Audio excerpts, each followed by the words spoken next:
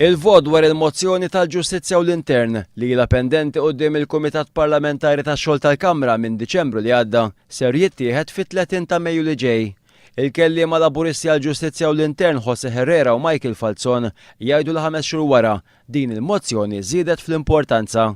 Qalu li problemi f'dawn iż-żewġ dikasteri mhux biss baqgħu hemm, iżda komplew jiżdiedu. Il-problemi baqgħu jiżdiedu għalhekk hu ovvju li l-mozzjoni hija rilevanti u essenzjali li tiġi diskussa.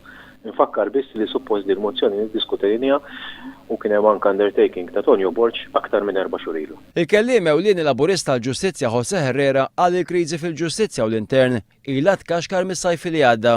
Jgħid li l-problemi baqgħu hemm u allura l-iskop politiku u l-importanza ta' din il-mozzjoni komplew jikbru.